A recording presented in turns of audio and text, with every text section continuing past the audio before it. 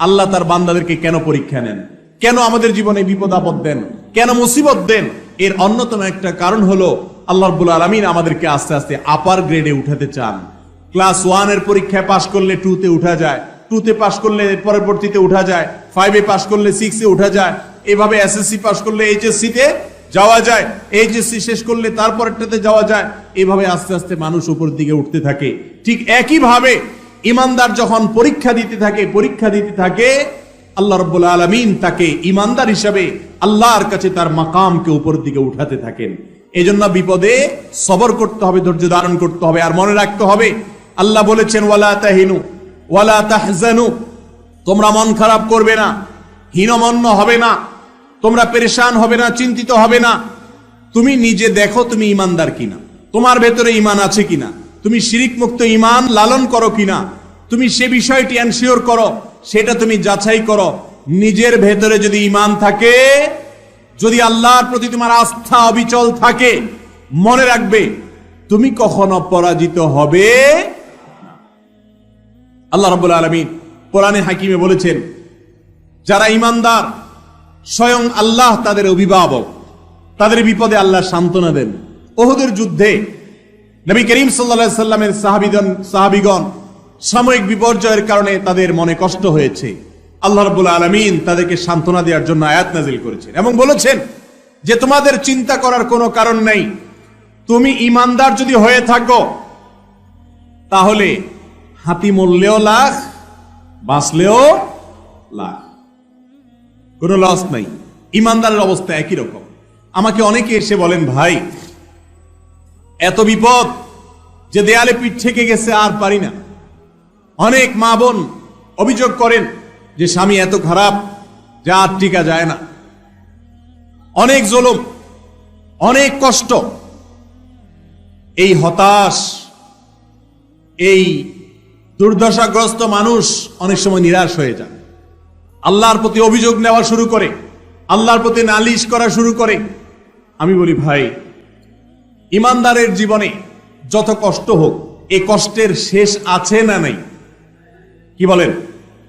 আমাদের জীবনে যত কষ্ট আসে, বিপদ আসে, এই বিপদগুলো কি কখনো শেষ হবে নাকি হবে না? একজন ইমানদারের জীবনে বিপদ তাকে কষ্ট দিতে দিতে না হলে মেরে ফেলবে, মৃত্যু পর্যন্ত যাবে। এর বাইরে কিছু হবে? এর বেশি কিছু হওয়ার রাস্তা আছে? কিন্তু আমার জীবন তো এক সময় দিতেই হবে, মৃত্যু তো এক সময় আসবেই। আমি যদি সবর করতে করতে মৃত্যুবরণ করতে পারি, আমি যদি ধৈর্য ধারণ করতে করতে মৃত্যুবরণ করতে পারি, তাহলে সেই মৃত্যু আমাকে অনন্ত অসীম কালের বিপদ থেকে রক্ষা করবে ইনশাআল্লাহ। যদি আমার 50-60 বছরের বিপদ হয়, 50-60 বছরের কষ্ট হয়, আর এর বিনিময়ে অনন্ত অসীম কালের জান্নাত বন্দোবস্ত হয়ে যায়, তাহলে এই বিপদের বিনিময়ে যে সুখ আমি পেলাম সেটা কি লাভজনক হলো না লসের হলো? কিন্তু শয়তান আমাদেরকে এভাবে বুঝতে দেয় না। শয়তান আমাদেরকে অস্থির করে দেয়। মনে রাখবেন বিপদে যারা ভেঙে পড়েন, বিপদে যারা ব্যাকুল হয়ে অস্থির হয়ে হতাশ হয়ে যান, নিরাশ হয়ে যান, অনেক কপাল পোড়া আছে বলে না আমার আর রক্ষা হবে না, আমার আর বাঁচার কোনো রাস্তা নেই।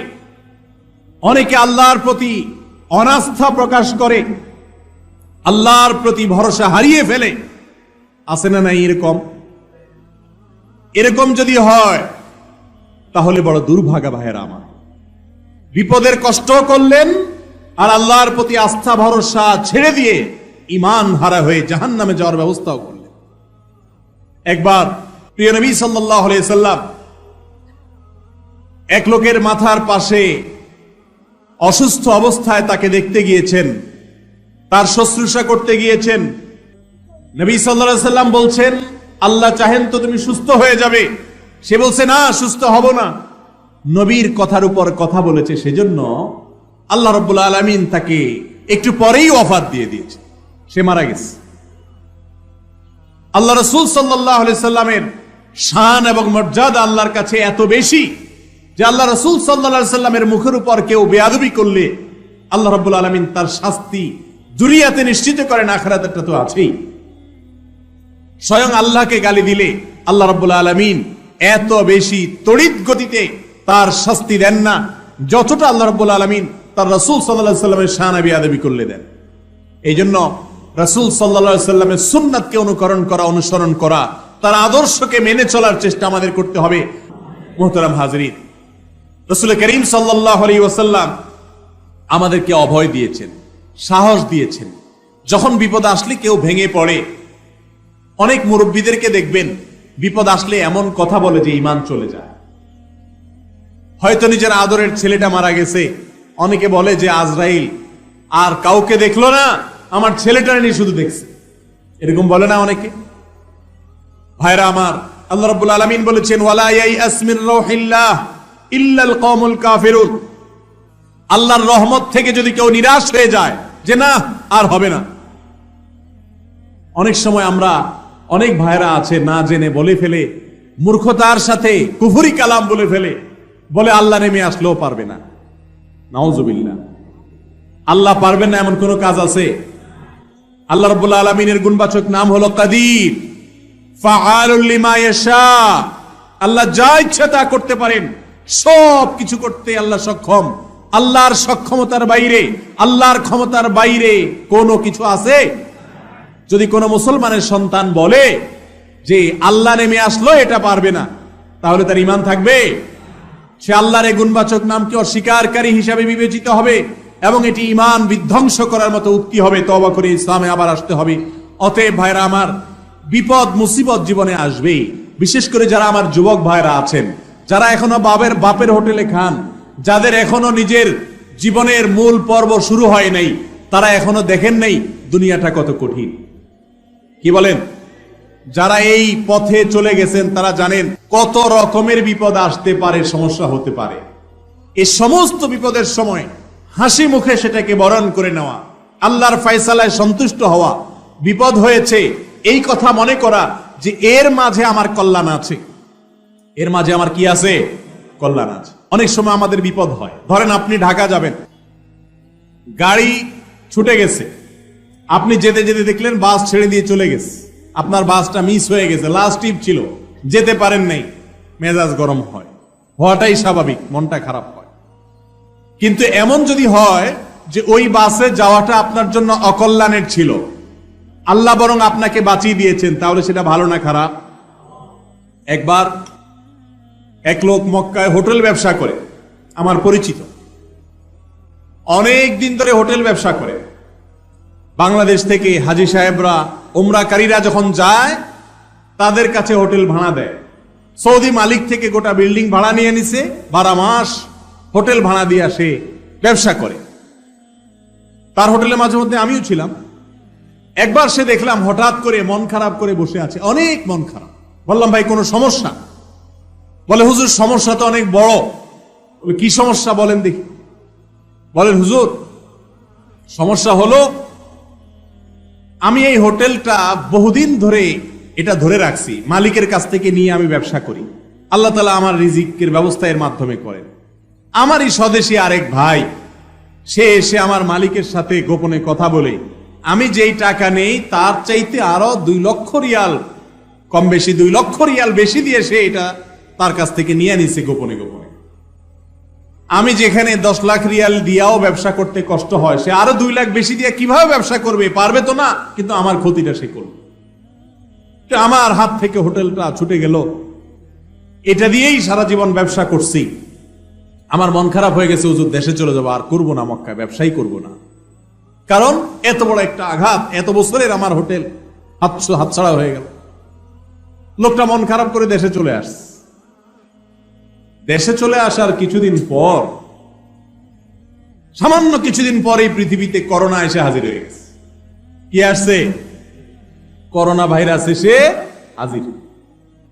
করোনা ভাইরাস আসার পরে মক্কাতে তো হাজি লাখে লাখে যাওয়া শুরু করছে, তাই না? কি হয়েছে? তবে হাজিদের যাতায়াত একেবারেই বন্ধ। যেই লোক ষড়যন্ত্র করে 2 লাখ রিয়াল বেশি দিয়া মালিকের সাথে বাউ করে নিয়ে নিছে, সে 2 বছর বসে বসে মালিকরে ভাড়া দিছে। 2 বছরে 1200 রিয়াল করে 2400 রিয়াল, প্রায় 2.5 মিলিয়ন রিয়াল বসে বসে ভাড়া দিচ্ছে। হাজি একটাও নাই, ব্যবসা নাই, ভাড়া তো অগ্রিম দিতে হয়। সৌদি আরবে ভাড়া অগ্রিম দিতে হয়, যারা সৌদি প্রবাসী তারা জানে। ভাড়া তো আগে দিয়ে রাখতে হয়, ভাড়া তো দেওয়া শেষ সৌদিরে। সৌদি তো টাকা নিয়ে শেষ, রিয়াল নিয়ে শেষ। আর এই বেচারা 2 বছর কোনো হাজি নাই, বেকার 2-2.5 বছর। সে আরো 10 বছর এই হোটেলে ব্যবসা করেও 2.5 মিলিয়ন লাভ করতে পারবে না, কিন্তু 2 বছরে সেটা শেষ। ওই লোক, যে লোক আমাকে বলল হুজুর মন খারাপ, হোটেলটা হাতছাড়া হয়ে গেল, অনেক দিন পরে আমার মসজিদে জুমার পরে দেখি সে হাজির।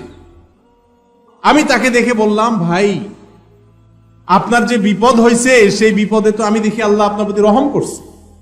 আপনি তো গর্তে পড়ে যাচ্ছিলেন, আল্লাহ ধাক্কা দিয়ে আপনারে বাংলাদেশ পাঠায় বাঁচাই দিস। লোকটা আমারে বলে, হুজুর আমি যদি সারা জীবন সেজদায় পড়ে থাকি, আমি যদি মৃত্যু পর্যন্ত সেজদায় পড়ে থাকি, আমার মালিকের এই উপকারের, এই নিয়ামতের শুকরিয়া আমাদের শেষ করতে পারবো না। আমার মন খারাপ হয়ে গেছে যে আমার ব্যবসা, আমার রুটি রুজির মাধ্যম, আমার মুখ থেকে লোকমাটা কেড়ে নেওয়া হলো। কিন্তু কিছুদিন যাওয়ার পর আমি দেখলাম যে এটা বিপদ নয়, এটা নেয়ামত ছিল। এই বিপদের পেছনে নেয়ামত লুকায়িত ছিল।